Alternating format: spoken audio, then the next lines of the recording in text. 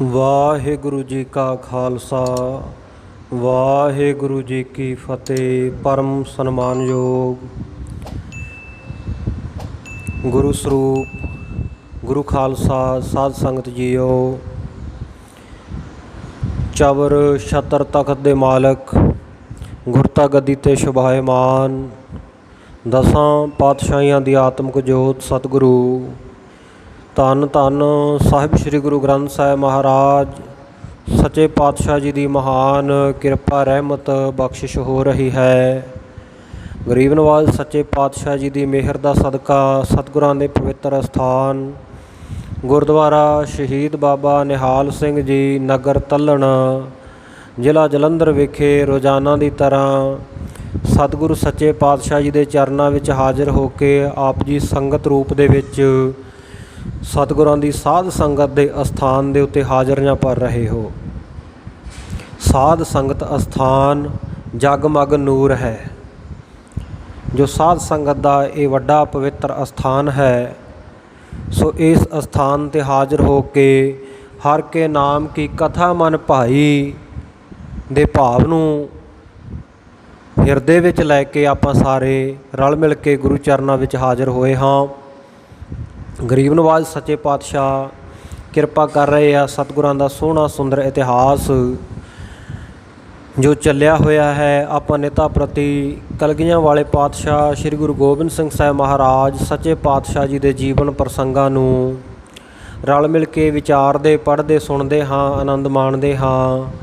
ਸਤਿਗੁਰ ਸੱਚੇ ਪਾਤਸ਼ਾਹ ਜੀ ਦੀ ਆਗਿਆ ਪਾ ਕਰਕੇ ਸ੍ਰੀ ਅਨੰਦਪੁਰ ਸਾਹਿਬ ਦੀ ਧਰਤੀ ਦੇ ਉੱਤੇ ਭਾਈ ਦਇਆ ਸਿੰਘ ਜੀ ਵਿਦਵਾਨ ਗੁਰੂ ਕੇ ਸਿੱਖਾਂ ਵੱਲੋਂ ਕੀਤੇ ਗਏ ਪ੍ਰਸ਼ਨਾਂ ਦੇ ਬਾਖੂਬੀ ਉੱਤਰ ਦੇ ਰਹੇ ਹਨ, ਕਿਉਂਕਿ ਭਾਈ ਦਇਆ ਸਿੰਘ ਜੀ ਉਹ ਵੀ ਬੜੇ ਉੱਚ ਕੋਟੀ ਦੇ ਵਿਦਵਾਨ ਸਨ ਔਰ ਉੱਪਰੋਂ ਸਤਿਗੁਰਾਂ ਦੀ ਬਖਸ਼ਿਸ਼ ਸੀ। ਸਤਿਗੁਰਾਂ ਨੇ ਹੁਕਮ ਕਰ ਦਿੱਤਾ ਸੀ ਗੁਰੂ ਕੀ ਸੰਗਤ ਨੂੰ ਕਿ ਦਇਆ ਸਿੰਘ ਮਮ ਰੂਪ ਉਦਾਰਾ, ਇਹ ਭਾਈ ਦਇਆ ਸਿੰਘ ਜੀ ਸਾਡਾ ਖਾਸ ਰੂਪ ਹਨ, ਮੇਰਾ ਸ੍ਰੇਸ਼ਟ ਸਰੂਪ ਹਨ।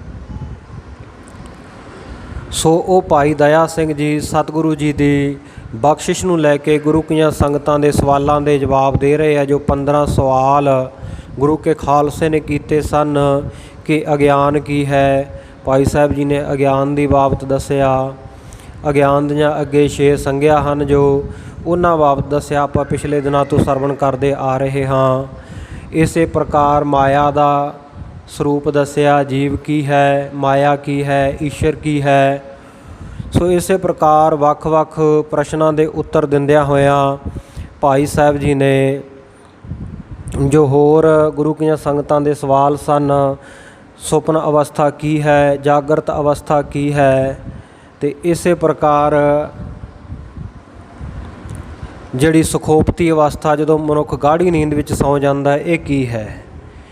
ਇਹ ਸਭ ਕੁਝ ਭਾਈ ਦਇਆ ਸਿੰਘ ਜੀ ਨੇ ਗੁਰੂ ਕੀਆਂ ਸੰਗਤਾਂ ਨੂੰ ਬੜੀਆਂ ਭਾਵਨਾ ਦੇ ਸਹਿਤ, ਬੜੇ ਪ੍ਰੇਮ ਦੇ ਸਹਿਤ ਇਕੱਲੇ ਇਕੱਲੇ ਸ਼ੰਕੇ ਨੂੰ ਨਿਵਰਤ ਕੀਤਾ ਹੈ ਕਿ ਜੋ ਜੀਵ ਹੈ, ਜੋ ਮਨੁੱਖ ਹੈ, ਜੋ ਆਪਣੇ ਆਪ ਨੂੰ ਸਰੀਰ ਸਮਝੀ ਬੈਠਾ ਹੈ, ਚਾਹੇ ਸਥੂਲ ਸਰੀਰ ਸਮਝੇ ਚਾਹੇ ਸੂਖਸ਼ਮ ਸਰੀਰ ਸਮਝੇ, ਸੋ ਇਹ ਸਾਰੇ ਤੋਂ ਨਿਵਰਤ ਕਰਨ ਦੇ ਲਈ ਜੋ ਅਧਿਆਤਮਕਤਾ ਦਾ ਉਪਦੇਸ਼, ਅਧਿਆਤਮ ਉਪਦੇਸ਼ ਭਾਈ ਦਇਆ ਸਿੰਘ ਜੀ ਗੁਰੂ ਕੀਆਂ ਸੰਗਤਾਂ ਨੂੰ ਬਖਸ਼ਿਸ਼ ਕਰ ਰਹੇ ਹਨ ਕਿ ਮੈਂ ਇਹ ਸਰੀਰ ਵੀ ਨਹੀਂ ਹਾਂ, ਮੈਂ ਇਹ ਦੇਹੀ ਵੀ ਨਹੀਂ ਹਾਂ, ਇਹ ਮਨ ਵੀ ਮੈਂ ਨਹੀਂ ਹਾਂ, ਬੁੱਧੀ ਵੀ ਮੈਂ ਨਹੀਂ ਹਾਂ, ਅੰਤःਕਰਨ ਵੀ ਮੈਂ ਨਹੀਂ ਹਾਂ।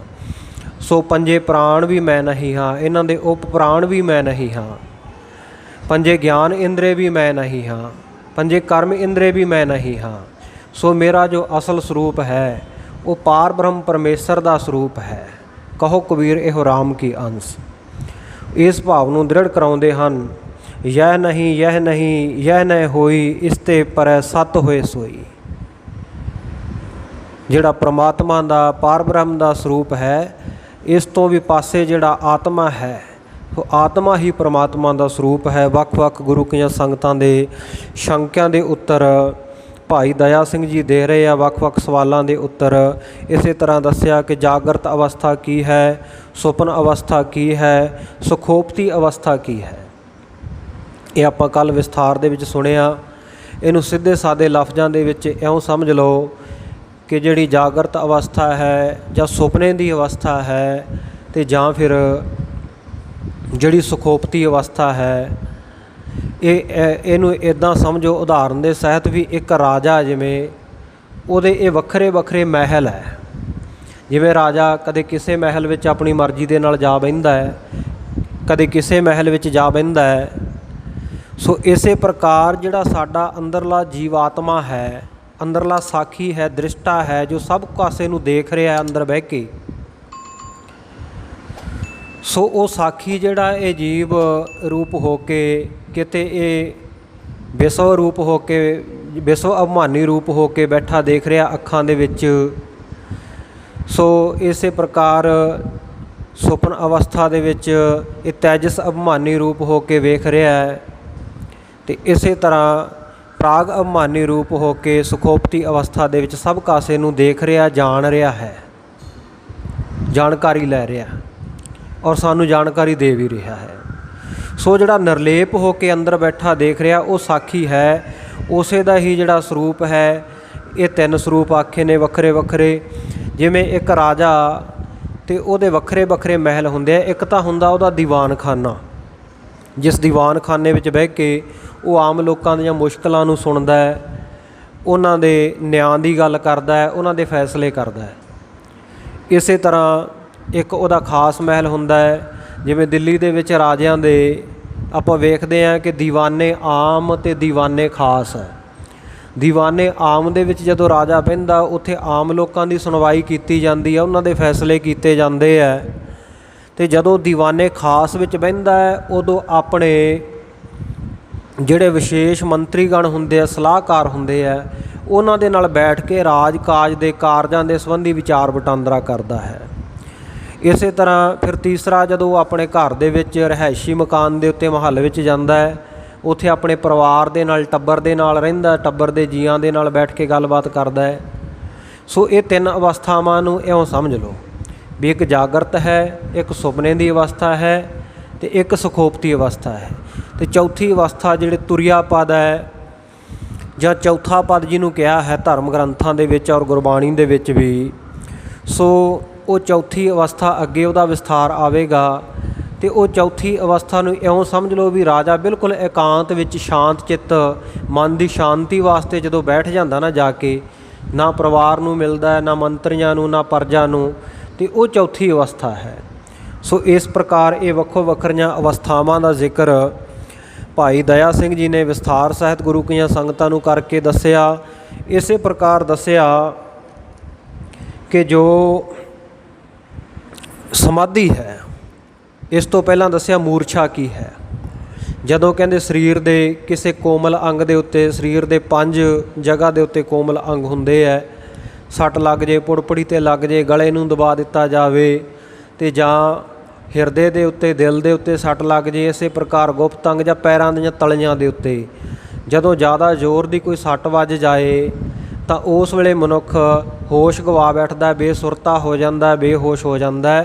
ਉਹਨੂੰ ਮੂਰਛਾ ਦੀ ਅਵਸਥਾ ਕਿਹਾ ਜਾਂਦਾ, ਜਦੋਂ ਪ੍ਰਾਣ ਚੱਲਦੇ ਹੋਣ ਪਰ ਜੀਵ ਨੂੰ ਕੋਈ ਚਿੱਤ ਚੇਤਾ ਨਾ ਹੋਵੇ।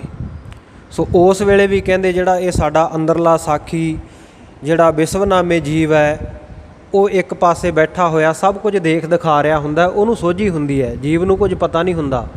ਪਰ ਜੋ ਅਸਲ ਦੇ ਵਿੱਚ ਅੰਦਰ ਜੋ ਸਾਡੇ ਜੀਵ ਆਤਮਾ ਹੈ, ਉਹਨੂੰ ਇਹ ਸਭ ਕਾਸੇ ਦਾ ਪਤਾ ਹੁੰਦਾ। ਇਸੇ ਪ੍ਰਕਾਰ ਜੋ ਅੱਗੇ ਭਾਈ ਸਾਹਿਬ ਜੀ ਨੇ ਸਮਾਧੀ ਦੀ ਗੱਲ ਆਖੀ ਹੈ ਕਿ ਸਮਾਧੀ ਕੀ ਹੈ, ਸੋ ਉਹਨੂੰ ਅੱਜ ਆਪਾਂ ਥੋੜ੍ਹਾ ਜਿਹਾ ਹੋਰ ਵਿਸਥਾਰ ਸਹਿਤ ਵਿਚਾਰ ਕੇ ਫਿਰ ਅੱਗੇ ਵਿਚਾਰ ਕਰਾਂਗੇ ਜੀ। ਸਤਿਨਾਮ ਸ਼੍ਰੀ ਵਾਹਿਗੁਰੂ ਸਾਹਿਬ ਜੀ। ਤ੍ਰਿਪੁਟੀ ਗਿਆਤਾ ਜਾਣ ਵੇ, ਜੈ ਭਾਸੈ ਬ੍ਰਹਮ ਭਾਵ ਪੂਰੀਨਾ। ਹਾਂ, ਕਹਿੰਦੇ ਜਿੱਥੇ ਤ੍ਰਿਪੁਟੀ ਹੁੰਦੀ ਹੈ, ਤ੍ਰਿਪੁਟੀ ਜਾਂ ਤ੍ਰਿਕੁਟੀ ਤਿੰਨ ਦੇ ਸਮੁਦਾਇ ਨੂੰ ਕਹਿੰਦੇ ਆ। ਜਿੱਥੇ 3 ਦੀ ਗਿਣਤੀ ਇਕੱਠੀ ਹੋਵੇ, ਉਹ 3 ਕੀ ਹੈ? ਗਿਆਤਾ, ਗਿਆਨ ਅਤੇ ਗੇ। ਗਿਆਤਾ ਕਹੀਏ ਜਿਹੜਾ ਗਿਆਨ ਲੈਣ ਵਾਲਾ ਹੈ, ਅਤੇ ਗਿਆਨ ਨਾਮ ਹੈ ਬੋਧ ਦਾ, ਜਾਣਨ ਦਾ। ਅਤੇ ਇਸੇ ਪ੍ਰਕਾਰ ਗੇ ਜਿਸ ਜਿਸ ਵਸਤੂ ਬਾਰੇ ਜਾਣਨਾ ਚਾਹੁੰਦੇ ਆ, ਭਾਵ ਪਾਰ ਬ੍ਰਹਮ ਪਰਮੇਸ਼ਰ। ਗਿਆਤਾ ਸਮਾਧੀ ਲਾਉਣ ਵਾਲਾ, ਗਿਆਨ ਸਮਾਧੀ ਲਾਉਣ ਦਾ ਜੋ ਸਾਧਨ ਹੈ, ਅੰਤਸ਼ਕਰਨ ਦੀ ਜੋ ਬਿਰਤੀ ਹੈ ਉਹ ਗਿਆਨ ਹੈ, ਅਤੇ ਗੇ ਜਿਹੜਾ ਉਹ ਪਰਮਾਤਮਾ ਪਾਰ ਬ੍ਰਹਮ ਪਰਮੇਸ਼ਰ ਹੈ। ਸੋ ਇਹ ਤਿੰਨਾਂ ਦੇ ਸਹਿਤ ਜਿਸ ਵੇਲੇ ਕਹਿੰਦੇ ਇਹਨਾਂ ਤਿੰਨਾਂ ਦੇ ਸਹਿਤ ਸਮਾਧੀ ਲਾਉਂਦਾ ਹੈ ਮਨੁੱਖ, ਅਤੇ ਜਹ ਭਾਸੈ ਬ੍ਰਹਮ ਭਾਵ ਕੋ ਲੀਨ, ਅਤੇ ਜਿੱਥੇ ਇਹ ਤਿੰਨਾਂ ਦਾ ਵੀ ਆਭਾਸ ਹੁੰਦਾ ਅਤੇ ਬ੍ਰਹਮ ਭਾਵ ਦੇ ਵਿੱਚ ਲੀਨ ਹੋਣ ਦਾ, ਜਾਂ ਬ੍ਰਹਮ ਭਾਵ ਨੂੰ ਲੈ ਕੇ ਬ੍ਰਹਮ ਭਾਵ ਦੇ ਵਿੱਚ ਲੀਨ ਹੋ ਕੇ ਮੈਂ ਪਾਰ ਬ੍ਰਹਮ ਪਰਮੇਸ਼ਰ ਨੂੰ ਮਿਲ ਰਿਹਾ ਹਾਂ, ਮੈਂ ਉਹਦੀ ਸਮਾਧੀ ਲਾ ਰਿਹਾ ਹਾਂ, ਜਿੱਥੇ ਇਸ ਪ੍ਰਕਾਰ ਦੀ ਅਵਸਥਾ ਹੁੰਦੀ ਹੈ, ਉਸ ਸਮਾਧੀ ਨੂੰ ਸਾਵਿਕਲਪ ਸਮਾਧੀ ਕਿਹਾ ਜਾਂਦਾ, ਵਿਕਲਪ ਦੇ ਸਹਿਤ। ਕਿਉਂਕਿ ਜੀਵ ਨੇ ਵਿਕਲਪ ਕੀਤਾ ਹੋਇਆ ਨਾ, ਸੰਕਲਪਾਂ ਵਿਕਲਪਾਂ ਦੇ ਸਹਿਤ ਆ ਵੀ ਮੈਂ ਵੱਖਰਾ, ਮੇਰਾ ਜਿਹੜਾ ਧਿਆਨ ਆ ਉਹ ਵੱਖਰਾ ਹੈ, ਅਤੇ ਜਿਹਦੇ ਵਿੱਚ ਧਿਆਨ ਲਾ ਰਿਹਾ ਤੇ ਉਹ ਪਾਰ ਬ੍ਰਹਮ ਪਰਮੇਸ਼ਰ ਵੱਖਰਾ ਹੈ। ਜਿੱਥੇ ਵੱਖਰਾ ਵੱਖਰਾਪਣ ਬਣਿਆ ਰਹੇ ਪਰ ਬ੍ਰਹਮ ਭਾਵ ਹੋਵੇ, ਫਿਰ ਵੀ ਵਿੱਚ ਮਿਲਣਾ ਉਹ ਪਾਰ ਬ੍ਰਹਮ ਪਰਮੇਸ਼ਰ ਨੂੰ ਹੋਵੇ। ਸੋ ਉਸ ਵੇਲੇ ਕਹਿੰਦੇ ਇਹਨੂੰ ਸਾਵਿਕਲਪ ਸਮਾਧੀ ਕਹਿੰਦੇ ਹੈ। ਸਾਵਿਕਲਪ ਸਮਾਧੀ ਜਿਹੜੀ ਹੈ, ਸੋ ਗੁਰਮੁਖ ਪਿਆਰਿਓ, ਸਾਵਿਕਲਪ ਸਮਾਧੀ ਦੇ ਵਿੱਚ ਇਹ ਜਿਹੜਾ ਆਪਣਾ ਭਾਵ ਬਣਿਆ ਰਹਿੰਦਾ ਸੂਖਸ਼ਮ ਰੂਪ ਦੇ ਵਿੱਚ ਵੀ ਮੈਂ ਕੁਝ ਹਾਂ, ਪਰਮੇਸ਼ਰ ਮੇਰੇ ਤੋਂ ਵੱਖਰਾ ਹੈ। ਸੋ ਇਹ ਸਾਵਿਕਲਪ ਸਮਾਧੀ ਹੈ। ਸੋ ਅਗਲੀ ਜਿਹੜੀ ਸਮਾਧੀ ਹੈ ਉਹਦਾ ਰੂਪ ਦੱਸਦੇ ਹਨ, ਜਿੱਥੇ ਕਹਿੰਦੇ ਤ੍ਰਿਪਟੀ ਜਿਹੜੀ ਵਿਕਲਪ ਤੋਂ ਵਿਹੀਨ ਹੋ ਜਾਂਦੀ ਹੈ, ਕਲਪਨਾਵਾਂ ਤੋਂ ਰਹਿਤ ਹੋ ਜਾਂਦੀ ਹੈ, ਜਿੱਥੇ ਨਹੀਂ ਰਹਿੰਦਾ ਵੀ ਮੈਂ ਜੀਵ ਵੱਖਰਾ ਹੈ ਅਤੇ ਉਹ ਪਾਰ ਬ੍ਰਹਮ ਪਰਮੇਸ਼ਰ ਵੱਖਰਾ ਹੈ, ਮੈਂ ਉਹਦੇ ਵਿੱਚ ਸਮਾਧੀ ਲਾ ਰਿਹਾ। ਸਿਰਫ ਇੱਕ ਪਾਰ ਬ੍ਰਹਮ ਪਰਮੇਸ਼ਰ ਦੇ ਬ੍ਰਹਮ ਭਾਵ ਨੂੰ ਲੈ ਕੇ ਹੀ ਜਦੋਂ ਸਮਾਧੀ ਲਾਈ ਜਾਵੇ, ਗਿਆਤਾ ਗਿਆਨ ਗੇਤ ਉਤੋਂ ਬਿਰਤੀ ਉੱਪਰ ਉਠਾ ਕੇ ਜਦੋਂ ਸਮਾਧੀ ਲਾਈ ਜਾਵੇ, ਉਹਨੂੰ ਨਿਰਵਿਕਲਪ ਸਮਾਧੀ ਕਿਹਾ ਜਾਂਦਾ। ਨਿਰਵਿਕਲਪ ਜਹ ਤ੍ਰਿਪੁਟੀ ਵਿਕਲਪ ਵਿਹੀਨ, ਜਿਸ ਜਗ੍ਹਾ ਦੇ ਉੱਤੇ ਕਹਿੰਦੇ ਤ੍ਰਿਪੁਟੀ ਹੈ, ਗਿਆਤਾ ਗਿਆਨ ਗੇ, ਇਹ ਵਿਕਲਪਾਂ ਤੋਂ ਵਿਹੀਨ ਹੋ ਜਾਂਦੀ ਹੈ।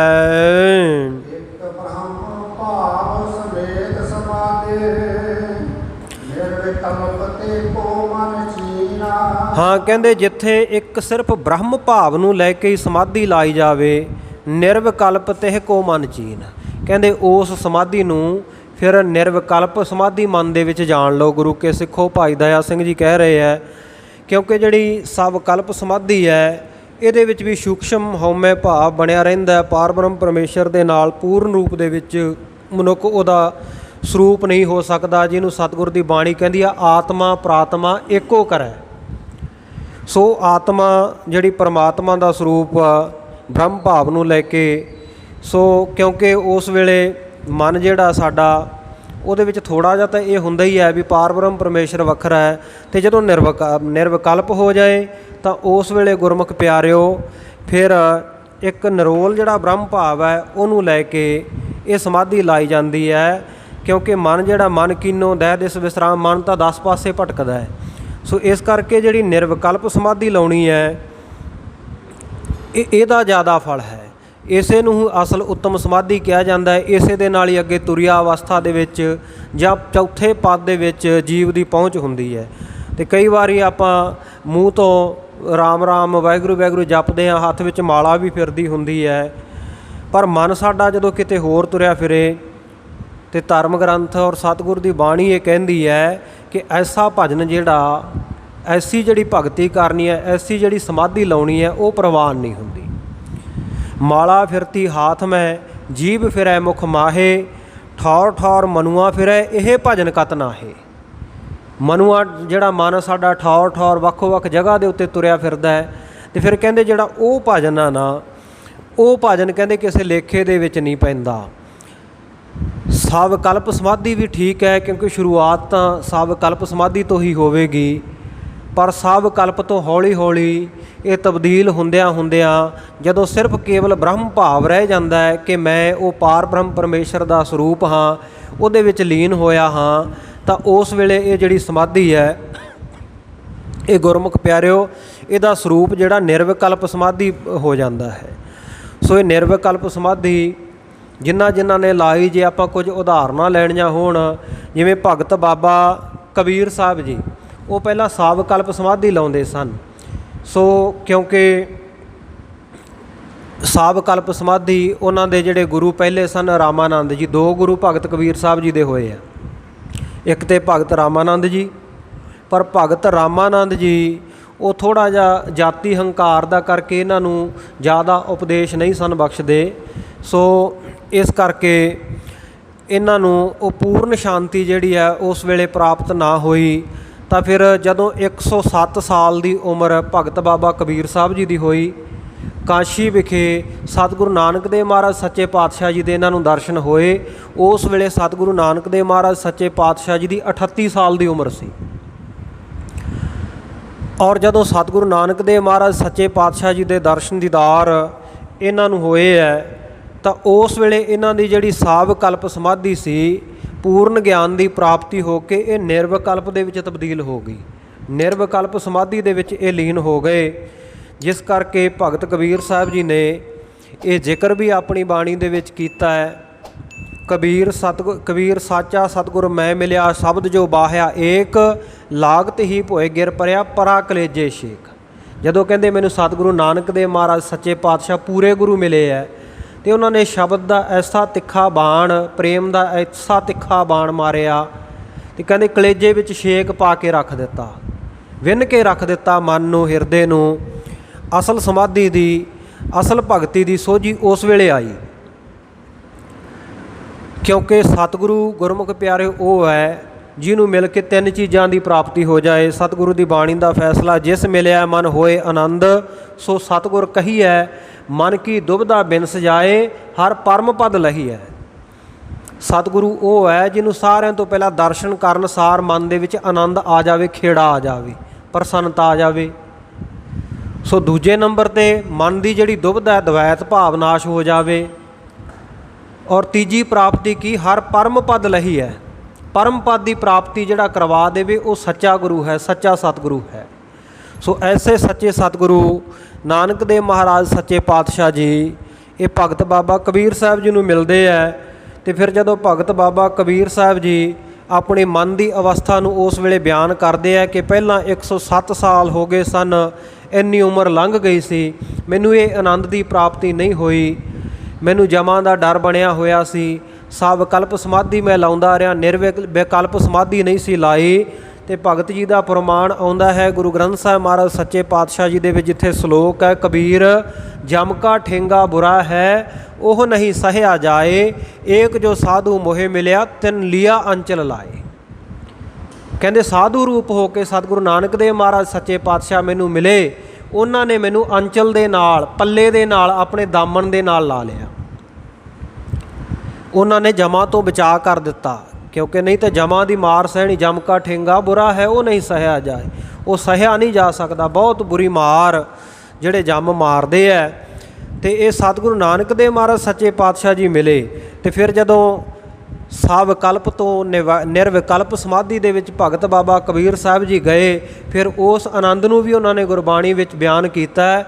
ਕਬੀਰ ਤੂੰ ਤੂੰ ਕਰਤਾ ਤੂੰ ਹੁਆ, ਮੁਝ ਮੈਂ ਰਹਾ ਨਾ ਹੂੰ, ਜਬ ਆਪਾ ਪਰਕਾ ਮਿਟ ਗਿਆ, ਜਤ ਦੇਖੋ ਤਤ ਤੂੰ।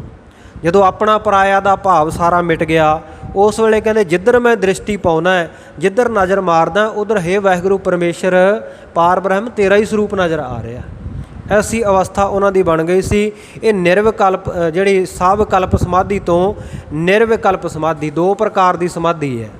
ਸ਼ੁਰੂਆਤ ਸਾਵਕਲਪ ਤੋਂ ਹੀ ਹੋਏਗੀ, ਪਰ ਹੌਲੀ ਹੌਲੀ ਅਭਿਆਸ ਦੇ ਨਾਲ ਇਹ ਨਿਰਵਿਕਲਪ ਸਮਾਧੀ ਤੱਕ ਮਨੁੱਖ ਪਹੁੰਚ ਜਾਂਦਾ। ਜਿਵੇਂ ਭਗਤ ਬਾਬਾ ਨਾਮਦੇਵ ਜੀ ਮਹਾਰਾਜ, ਸੋ ਉਹਨਾਂ ਦੀ ਵੀ ਐਸੀ ਅਵਸਥਾ ਬਣੀ ਜਦੋਂ ਇਹ ਨਿਰਵਿਕਲਪ ਸਮਾਧੀ ਦੇ ਵਿੱਚ ਗਏ। ਸਭੈ ਘਟ ਰਾਮ ਬੋਲੈ, ਰਾਮਾ ਬੋਲੈ, ਰਾਮ ਬਿਨਾ ਕੋ ਬੋਲੈ ਰੇ, ਏਕਲ ਮਾਟੀ ਕੁੰਜਰ ਚੀਟੀ, ਭਾਜਨ ਹੈ ਬਹੁ ਨਾਨਾ ਰੇ, ਅਸਥਾਵਰ ਜੰਗਮ ਕੀਟ ਪਤੰਗਮ, ਘਟ ਘਟ ਰਾਮ ਸਮਾਨਾ ਰੇ।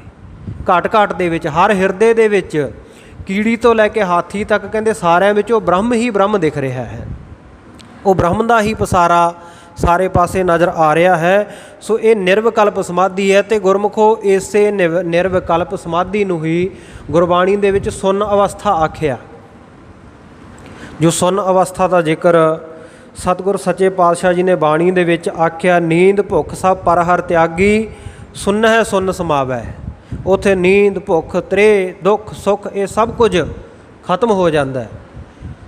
ਸੁੰਨ ਦੇ ਵਿੱਚ ਬਿਲਕੁਲ ਸ਼ੂਨਿਆ ਹੋ ਜਾਣਾ, ਜ਼ੀਰੋ ਹੋ ਜਾਣਾ, ਸਿਫਰ ਹੋ ਜਾਣਾ, ਜਿਹਨੂੰ ਸਤਿਗੁਰ ਸੱਚੇ ਪਾਤਸ਼ਾਹ ਬਾਣੀ ਵਿੱਚ ਕਹਿੰਦੇ ਆ, ਅੰਤਰ ਸੁੰਨੰ ਬਾਹਰ ਸੁੰਨੰ ਤਿਰਭਵਨ ਸੁੰਨਮ ਸੁੰਨੰ ਚੌਥੇ ਸੁੰਨੇ ਜੋ ਨਰ ਜਾਣੈ ਤਾ ਕੋ ਪਾਪ ਨਾ ਪੁੰਨੰ। ਉੱਥੇ ਪਾਪ ਪੁੰਨ ਤੋਂ ਵੀ ਪਰੇ ਦੀ ਹਾਲਤ ਹੋ ਜਾਂਦੀ ਹੈ। ਉਹ ਸੁੰਨ ਸਮਾਧੀ ਕਹਿ ਲਓ, ਉਹਨੂੰ ਨਿਰਵਿਕਲਪ ਸਮਾਧੀ ਕਹਿ ਲਓ। ਸੋ ਦੋਵਾਂ ਦਾ ਇੱਕੋ ਹੀ ਰੂਪ ਹੈ। ਆਦ ਕੋ ਬਿਸਮਾਦ ਵਿਚਾਰ ਕਥੀ ਅਲੇ ਸੁਨ ਨਿਰੰਤਰ ਵਾਸ ਲਿਆ ਔਰ ਸੁਨੋ ਸੁਨ ਕਹੈ ਸਭ ਕੋਈ ਅਨਹਤ ਸੁਨ ਕਹਾਂ ਤੇ ਹੋਈ ਬੇਅੰਤ ਪ੍ਰਮਾਣ। ਗੁਰੂ ਕੀ ਬਾਣੀ ਵਿੱਚ ਇਹ ਨਿਰਵਿਕਲਪ ਸਮਾਧੀ ਦੇ ਆਏ ਹਨ। ਅਨਹਤ ਸੁਨ ਰਤੇ ਸੇ ਕੈਸੇ ਜਿਸ ਤੇ ਉਪਜੇ ਤਿਸ ਹੀ ਜੈਸੇ। ਜਿਸ ਪਾਰ ਬ੍ਰਹਮ ਪਰਮੇਸ਼ਰ ਤੋਂ ਇਹ ਜੀਵ ਆਤਮਾ ਆਈ ਹੈ, ਉਹ ਪਰਮਾਤਮਾ ਦਾ ਹੀ ਸਰੂਪ ਮੁੜ ਤੋਂ ਹੋ ਜਾਣਾ। ਕਹਿੰਦੇ ਉਹਨੂੰ ਅਨਹਤ ਸੁਨ ਆਖਿਆ ਗਿਆ। ਅਨਹਤ ਸੁਨ ਰਤੇ ਸੇ ਕੈਸੇ ਜਿਸ ਤੇ ਉਪਜੇ ਤਿਸ ਹੀ ਜੈਸੇ। ਜਿਹਨੂੰ ਸਤਿਗੁਰ ਸੱਚੇ ਪਾਤਸ਼ਾਹ ਗੁਰੂ ਗੋਬਿੰਦ ਸਿੰਘ ਸਾਹਿਬ ਮਹਾਰਾਜ ਸੱਚੇ ਪਾਤਸ਼ਾਹ ਕਹਿੰਦੇ ਨੇ ਕਿ ਹਰ ਜਨ ਦੁਈ ਏਕ ਹੈ ਬਿਬ ਵਿਚਾਰ ਕਛ ਨਾਹੇ ਜਲ ਤੇ ਉਪਜ ਤਰੰਗ ਜਾਓ ਜਲ ਹੀ ਵਿਖੈ ਸਮਾਹੇ। ਉਹ ਨਿਰਵਿਕਲਪ ਸਮਾਧੀ ਹੈ। ਉਹਨੂੰ ਨਿਰਵਿਕਲਪ ਸਮਾਧੀ ਕਿਹਾ ਜਾਂਦਾ। ਹਰ ਕਾ ਸੇਵਕ ਸੋ ਹਰ ਜਿਹਾ ਭੇਦ ਨਾ ਜਾਣਹੁ ਮਾਨਸ ਦੇਹਾ। ਸੋ ਉਹ ਜਿਹੜੀ ਅਵਸਥਾ ਹੈ ਉਹ ਨਿਰਵਿਕਲਪ ਸਮਾਧੀ ਦੀ ਹੈ। ਸੋ ਜਦੋਂ ਭਾਈ ਦਇਆ ਸਿੰਘ ਜੀ ਕਹਿੰਦੇ ਇੱਕ ਬ੍ਰਹਮ ਭਾਵ ਦੇ ਸਮੇਤ ਇਹ ਸਮਾਧੀ ਲਾਈ ਜਾਂਦੀ ਹੈ, ਸੋ ਉਸ ਸਮਾਧੀ ਨੂੰ ਕਹਿੰਦੇ ਨਿਰਵਿਕਲਪ ਸਮਾਧੀ ਜਾਣੋ।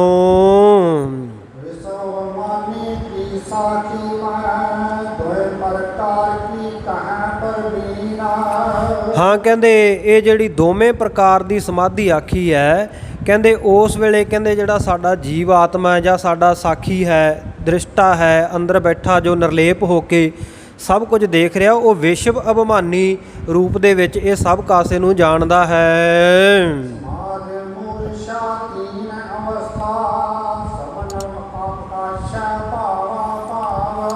ਇਸੇ ਪ੍ਰਕਾਰ ਕਹਿੰਦੇ ਸਮਾਧੀ ਦੋਵੇਂ ਪ੍ਰਕਾਰ ਦੀ ਸਭ ਕਲਪ ਅਤੇ ਨਿਰਵਿਕਲਪ ਤੇ ਮੂਰਛਾ ਜੋ ਬੇਹੋਸ਼ੀ ਦੀ ਹਾਲਤ ਹੈ, ਤੇ ਤਿੰਨੇ ਪ੍ਰਕਾਰ ਦੀਆਂ ਅਵਸਥਾਵਾਂ ਜਾਗਰਤ, ਸੁਪਨ ਤੇ ਸੁਖੋਪਤੀ ਅਵਸਥਾ। ਸੋ ਇਹਨਾਂ ਸਾਰੀਆਂ ਦੇ ਵਿੱਚ ਪ੍ਰਕਾਸ਼ੈ ਸਭਨ ਪ੍ਰਕਾਸ਼ੈ ਭਾਵਾ ਭਾਵ। ਜੋ ਇਹਨਾਂ ਤਿੰਨਾਂ ਅਵਸਥਾ ਦੇ ਵਿੱਚ ਭਾਵਾ ਭਾਵ, ਹੋਂਦ ਭਾਵ ਤੇ ਅਭਾਵ ਕਹਿੰਦੇ ਅਣਹੋਂਦ ਨੂੰ। ਜੋ ਇਹਨਾਂ ਸਾਰੇ ਕਾਸੇ ਦੇ ਵਿੱਚ ਭਾਵ ਅਭਾਵ ਨੂੰ, ਹੋਂਦ ਅਣਹੋਂਦ ਨੂੰ ਪ੍ਰਕਾਸ਼ੇ ਕਹੀਏ, ਅਨੁਭਵ ਕਰੇ, ਸਮਝੇ ਜਾਣੇ ਤੇ ਜਣਾਵੇ।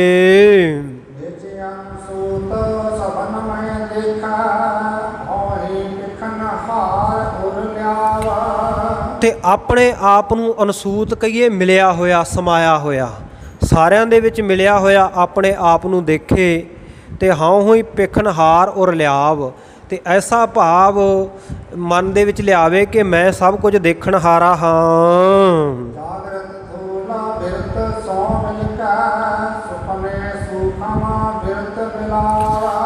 ਸੋ ਇਸ ਪ੍ਰਕਾਰ ਜਾਗਰਤ ਅਵਸਥਾ ਦੇ ਵਿੱਚ ਕਹਿੰਦੇ ਜਿਹੜੀ ਸਥੂਲ ਹੈ, ਸਥੂਲ ਬਿਰਤੀ ਜਾਗਰਤ ਅਵਸਥਾ ਦੇ ਵਿੱਚ ਸਥੂਲ ਬਿਰਤੀ ਦੇ ਨਾਲ ਮਿਲ ਕੇ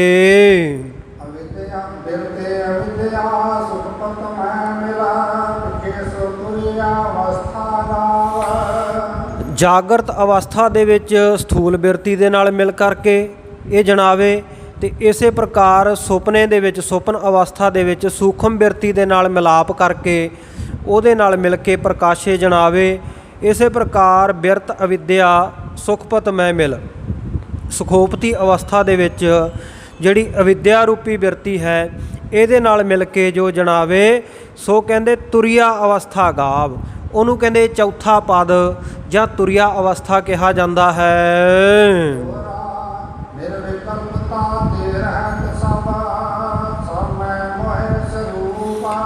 ਤੇ ਜਦੋਂ ਕਹਿੰਦੇ ਨਿਰਵਿਕਲਪਤਾ ਤੋਂ ਸਾਰੇ ਪ੍ਰਕਾਰ ਦੀਆਂ ਕਲਪਨਾਵਾਂ ਤੋਂ ਰਹਿਤ ਹੋ ਜਾਵੇ, ਦੁੰਦਵਾਦ ਤੋਂ ਰਹਿਤ ਹੋ ਜਾਵੇ, ਸੋ ਉਸ ਵੇਲੇ ਕਹਿੰਦੇ ਸਭ ਮੈਂ ਮੋਹਿ ਸਰੂਪ। ਤੇ ਇਹ ਜਾਣੇ ਕਿ ਸਾਰਿਆਂ ਦੇ ਵਿੱਚ ਮੇਰਾ ਸਰੂਪ ਹੈ, ਸਭ ਦੇ ਵਿੱਚ ਮੈਂ ਵਸ ਰਿਹਾ ਹਾਂ।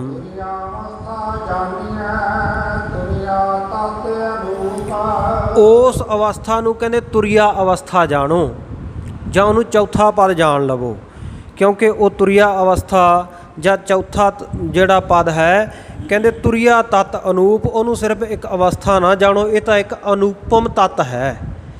ਸੋ ਤੁਰਿਆ ਅਵਸਥਾ ਜਿਹੜੀ ਹੈ ਉਪਮਾ ਤੋਂ ਰਹਿਤ ਇੱਕ ਅਨੂਪਮ ਤਤ ਹੈ। ਜਦੋਂ ਨਿਰਵਿਕਲਪ ਸਮਾਧੀ ਦੇ ਵਿੱਚ ਜਾ ਕੇ ਇਹ ਚੌਥੇ ਪਦ ਦੇ ਵਿੱਚ ਸਮਾ ਜਾਂਦਾ ਨਾ, ਤੇ ਸਮਾਧੀ ਦਾ ਜੇ ਆਪਾਂ ਅੱਖਰੀ ਅਰਥ ਵੀ ਕਰੀਏ ਤੇ ਸਮਾਧੀ ਦੋ ਸ਼ਬਦਾਂ ਨੂੰ ਮਿਲਾ ਕੇ ਬਣਿਆ ਹੋਇਆ ਗੁਰਮੁਖ ਪਿਆਰਿਓ।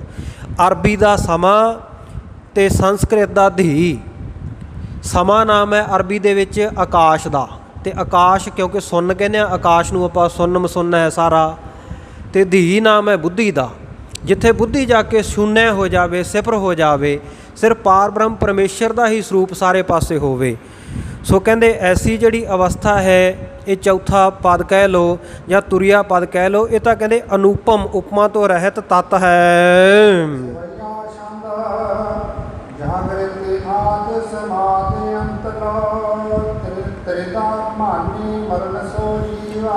ਹੁਣ ਜੀਵ ਦਾ ਦੱਸਦੇ ਆ, ਜੀਵ ਵਾਲੇ ਸਵਾਲ ਦਾ ਉੱਤਰ ਵੀ ਜੀਵ ਕੀ ਹੈ। ਕਹਿੰਦੇ ਜਾਗਰਤ ਅਵਸਥਾ, ਸੁਪਨ ਅਵਸਥਾ, ਸਕੋਪਤੀ ਅਵਸਥਾ, ਇਹਨਾਂ ਤੋਂ ਲੈ ਕਰਕੇ ਇਹਨਾਂ ਤੋਂ ਆਦ ਸਮਾਧੀ ਤੱਕ, ਸੋ ਜਿਹੜਾ ਤ੍ਰਿਧਾ ਅਭਿਮਾਨੀ ਹੈ, ਤਿੰਨ ਅਵਸਥਾਵਾਂ ਦਾ ਜਾਣਨ ਵਾਲਾ, ਅਭਿਮਾਨੀ ਨਾਮ ਹੈ ਜਾਣਨ ਵਾਲੇ ਦਾ। ਸੋ ਤਿੰਨੇ ਅਵਸਥਾਵਾਂ ਨੂੰ ਜਿਹੜਾ ਜਾਣਨ ਵਾਲਾ ਹੈ, ਮਲਿਨ ਸੋ ਜੀਵ, ਕਹਿੰਦੇ ਉਹ ਜੀਵ ਹੈ। ਪਰ ਇਹ ਜੀਵ ਸ਼ੁੱਧ ਜੀਵ ਨਹੀਂ ਹੈ, ਇਹ ਮਲੀਨਤਾ ਦੇ ਸਹਿਤ, ਮਲਨ ਅਵਸਥਾ ਦੇ ਸਹਿਤ ਜੀਵ ਹੈ।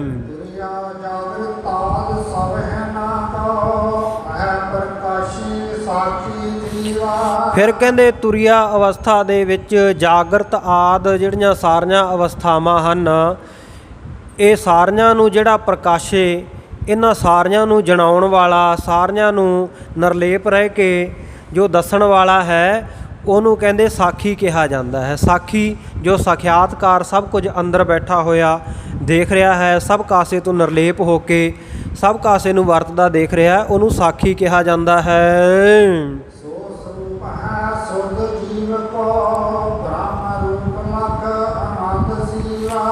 ਕਹਿੰਦੇ ਉਹ ਜਿਹੜਾ ਸਾਖੀ ਹੈ ਨਾ, ਉਹ ਕਹਿੰਦੇ ਸ਼ੁੱਧ ਜੀਵ ਦਾ, ਉਹ ਕਹਿੰਦੇ ਜਿਹੜਾ ਸ਼ੁੱਧ ਸਰੂਪ ਹੈ ਜੀਵ ਦਾ, ਸੋ ਸਰੂਪ ਹੈ ਸੁੱਧ ਜੀਵ ਕੋ ਬ੍ਰਹਮ ਰੂਪ ਲਖ ਆਨੰਦ ਸੀਵ।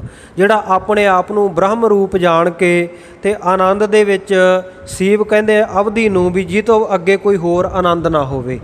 ਜਿਹੜਾ ਇਹ ਜਾਣਦਾ ਹੈ ਕਿ ਬ੍ਰਹਮ ਰੂਪ ਨੂੰ ਜਾਣਨ ਤੋਂ ਬਾਅਦ ਹੋਰ ਕੋਈ ਆਨੰਦ ਨਹੀਂ ਹੈ, ਬ੍ਰਹਮ ਰੂਪ ਦੇ ਵਿੱਚ ਅੰਤਮ ਸਮਾ ਜਾਂਦਾ ਹੈ, ਸੋ ਸਰੂਪ ਕਹਿੰਦੇ ਸ਼ੁੱਧ ਜੀਵ ਦਾ ਹੈ।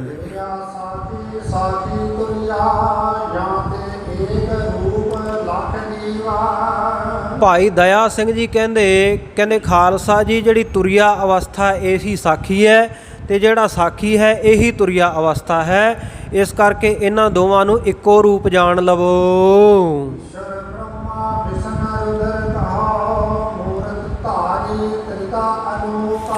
ਹਾਂ, ਕਹਿੰਦੇ ਬ੍ਰਹਮਾ, ਵਿਸ਼ਨੂੰ ਤੇ ਇਸੇ ਪ੍ਰਕਾਰ ਰੁਦਰ ਸ਼ਿਵ ਜੀ, ਸੋ ਇਹਨਾਂ ਤਿੰਨਾਂ ਦੀ ਕਹੋ ਕਹਿੰਦੇ ਜਿਹੜੀ ਮੂਰਤ ਧਾਰਨ ਕੀਤੀ ਹੈ, ਸੋ ਇਹਨਾਂ ਤਿੰਨਾਂ ਦੀ ਜਿਹੜੀ ਮੂਰਤੀ ਹੈ,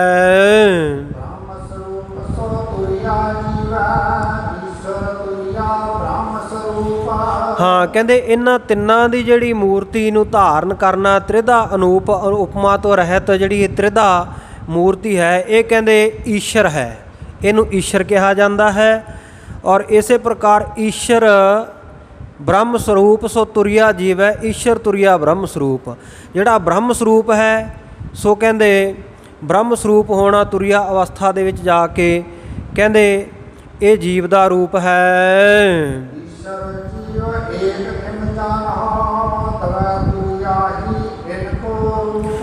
ਜੀਵ ਦੀ ਤੁਰਿਆ ਅਵਸਥਾ ਉਹ ਵੀ ਪਾਰ ਬ੍ਰਹਮ ਪਰਮੇਸ਼ਰ ਦੇ ਵਿੱਚ ਜਿਹੜਾ ਸਮਾ ਜਾਣਾ ਹੈ। ਔਰ ਇਸੇ ਤਰ੍ਹਾਂ ਈਸ਼ਰ ਦਾ ਵੀ ਜਿਹੜਾ ਤੁਰਿਆ ਅਵਸਥਾ ਹੈ, ਇਹ ਵੀ ਬ੍ਰਹਮ ਸਰੂਪ ਹੈ। ਈਸ਼ਰ ਤੇ ਜੀਵ ਦੋਵਾਂ ਨੂੰ ਕਹਿੰਦੇ ਇੱਕ ਸਾਰ ਜਾਣੋ, ਇੱਕ ਜਾਣੋ, ਕਿਉਂਕਿ ਦੋਵਾਂ ਦਾ ਹੀ ਜਿਹੜਾ ਅੰਤਮ ਸਰੂਪ ਹੈ, ਜਿਹੜਾ ਦੋਵਾਂ ਦਾ ਸ਼ੁੱਧ ਸਰੂਪ, ਉਹ ਬ੍ਰਹਮ ਹੈ।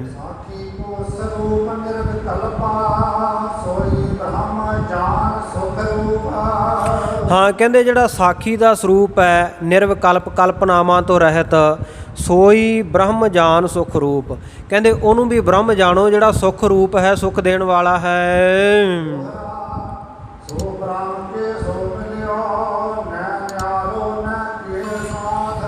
ਸੋ ਉਹ ਬ੍ਰਹਮ ਜਿਹੜਾ ਉਹ ਕਿਹਦੇ ਨਾਲ ਮਿਲਿਆ ਹੈ? ਕਹਿੰਦੇ ਕਿਸੇ ਸੋ ਮਿਲਿਓ ਨਹਿ। ਉਹ ਪਾਰ ਬ੍ਰਹਮ ਪਰਮੇਸ਼ਰ ਆ ਜਿਹੜਾ ਬ੍ਰਹਮ ਆ ਉਹ ਕਿਸੇ ਦੇ ਨਾਲ ਵੀ ਮਿਲਿਆ ਨਹੀਂ ਹੋਇਆ। ਔਰ ਨਹਿ ਨਿਆਰੋ ਨਹਿ ਕਿਸੇ ਸਾਥ, ਤੇ ਨਾ ਹੀ ਕਿਸੇ ਤੋਂ ਨਿਆਰਾ ਹੈ ਤੇ ਨਾ ਹੀ ਕਿਸੇ ਦੇ ਨਾਲ ਸਾਥ ਹੈ। ਨਿਰਵਿਕਲਪ ਸੋ ਬ੍ਰਹਮ ਹੈ, ਉਰਜ ਨਾਹਿ ਗੁਰ ਨਾਥ। ਸੋ ਕਹਿੰਦੇ ਉਹ ਜਿਹੜਾ ਨਿਰਵਿਕਲਪ ਹੈ, ਸੰਕਲਪਾਂ ਵਿਕਲਪਾਂ ਕਲਪਨਾਵਾਂ ਤੋਂ ਰਹਿਤ ਹੈ, ਉਹ ਕਹਿੰਦੇ ਐਸਾ ਗੁਰੂ ਨੇ ਹਿਰਦੇ ਦੇ ਵਿੱਚ ਜਣਾਇਆ ਹੈ। ਗੁਰੂ ਮਾਲਕ ਨੇ, ਗੁਰਨਾਥ ਨੇ ਉਹ ਹਿਰਦੇ ਦੇ ਵਿੱਚ ਸਮਝਾਇਆ ਹੈ, ਜਣਾਇਆ ਹੈ। ਕਹਿੰਦੇ ਉਹ ਸਰੂਪ ਹੈ ਜਿਹੜਾ ਉਹ ਬ੍ਰਹਮ ਦਾ ਸਰੂਪ ਹੈ। ਬ੍ਰਹਮ ਰੂਪ ਆਨੰਦ ਹੈ, ਆਨੰਦ ਸੋ ਬ੍ਰਹਮ ਰੂਪ। ਹਾਂ, ਕਹਿੰਦੇ ਜਿਹੜਾ ਬ੍ਰਹਮ ਦਾ ਰੂਪ ਹੈ ਉਹੀ ਆਨੰਦ ਹੈ, ਤੇ ਜਿਹੜਾ ਆਨੰਦ ਦਾ ਸਰੂਪ ਹੈ ਉਹੀ ਬ੍ਰਹਮ ਹੈ। ਜਾਣੇ ਬੰਧਨ ਕਟੈ, ਮਿਟੇ ਅੰਧ ਤਮ ਕੂਪ। ਔਰ ਜਿਸ ਨੂੰ ਜਾਣਨ ਦੇ ਨਾਲ, ਜਿਸ ਦੀ ਸੋਝੀ ਆਉਣ ਦੇ ਨਾਲ, ਜਿਸ ਬ੍ਰਹਮ ਨੂੰ ਪਛਾਣਨ ਦੇ ਨਾਲ ਜੋ ਬੰਧਨ ਕਹੇ ਆ ਨਾ, ਕਹਿੰਦੇ ਸਾਰੇ ਪ੍ਰਕਾਰ ਦੇ ਬੰਧਨ ਕੱਟੇ ਜਾਂਦੇ ਆ। ਜਿਸ ਜਾਣੇ ਬੰਧਨ ਕੱਟੈ, ਮਿਟ ਹੈ ਅੰਧ ਤਮ ਕੂਪ। ਤੇ ਜਿਹੜਾ ਹਨੇਰਾ ਖੂਹ ਹੈ, ਹਨੇਰੇ ਖੂਹ ਵਰਗਾ ਇਹ ਸੰਸਾਰ ਹੈ, ਇਹਦੇ ਤੋਂ ਜੀਵ ਦਾ ਪਾਰ ਉਤਾਰਾ ਹੋ ਜਾਂਦਾ ਹੈ। ਇਹ ਹਨੇਰੇ ਖੂਹ ਵਿੱਚ ਡਿੱਗਿਆ ਹੋਇਆ ਜੀਵ ਬਾਹਰ ਨਿਕਲ ਆਉਂਦਾ ਹੈ। ਹਨੇਰਾ ਖੂਹ ਜਾਂ ਅੰਧ ਤਮ ਕੂਪ ਉਸ ਨੂੰ ਕਹਿੰਦੇ ਆ, ਜਿਵੇਂ ਜੰਗਲ ਦੇ ਵਿੱਚ ਬਿਨਾਂ ਮੌਣ ਤੋਂ ਜਿਹੜਾ ਖੂਹ ਹੋਵੇ, ਸੋ ਉਹਨੂੰ ਅੰਧਕੂਪ ਕਿਹਾ ਜਾਂਦਾ ਹੈ। ਸੋ ਐਸਾ ਜਿਹੜਾ ਤਮ ਦਾ ਜਿਹੜਾ ਅੰਧਕੂਪ ਹੈ, ਅਗਿਆਨਤਾ ਦਾ ਅੰਧਕੂਪ ਹੈ, ਜਾਂ ਅਗਿਆਨਤਾ ਦੇ ਅੰਧਕੂਪ ਰੂਪੀ ਸੰਸਾਰ ਹੈ, ਇਸ ਤੋਂ ਜੀਵ ਪਾਰ ਹੋ ਜਾਂਦਾ ਹੈ, ਇਸ ਤੋਂ ਜੀਵ ਦਾ ਛੁਟਕਾਰਾ ਹੋ ਜਾਂਦਾ ਹੈ। ਸੋ ਅੱਗੇ ਜਿਵੇਂ ਵਿਚਾਰ ਆਵੇਗੀ, ਸਤਿਗੁਰੂ ਸੱਚੇ ਪਾਤਸ਼ਾਹ ਕਿਰਪਾ ਕਰਨਗੇ। ਜੋ 5 ਜਿਹੜੇ ਕੋਸ਼ ਹੈ ਸਰੀਰ ਦੇ, 5 ਪਰਦੇ ਕਹੇ ਹੈ, ਗੁਰੂ ਕੀਆਂ ਸੰਗਤਾਂ ਨੇ ਭਾਈ ਦਇਆ ਸਿੰਘ ਨੂੰ ਸਵਾਲ ਕੀਤਾ ਹੈ। ਸੋ ਉਹਨਾਂ ਬਾਰੇ ਆਪਾਂ ਕੱਲ੍ਹ ਦੇ ਦੀਵਾਨ ਦੇ ਵਿੱਚ ਬਾਕੀ ਰਹਿੰਦੇ ਪ੍ਰਸੰਗ ਦੇ ਵਿੱਚ ਸਰਵਣ ਕਰਾਂਗੇ। ਕਥਾ ਵਿਚਾਰ ਦੌਰਾਨ ਹੋਈਆਂ ਬੇਅੰਤ ਭੁੱਲਾਂ ਦੀ ਸਮੂਹ ਸੰਗਤਾਂ ਨੇ ਖਿਮਾ ਬਖਸ਼ਿਸ਼ ਕਰਨੀ। ਗਰੀਬ ਨਵਾਜ਼ ਸੱਚੇ ਪਾਤਸ਼ਾਹ ਕਿਰਪਾ ਕਰਨ, ਸੁਮਤ ਬਖਸ਼।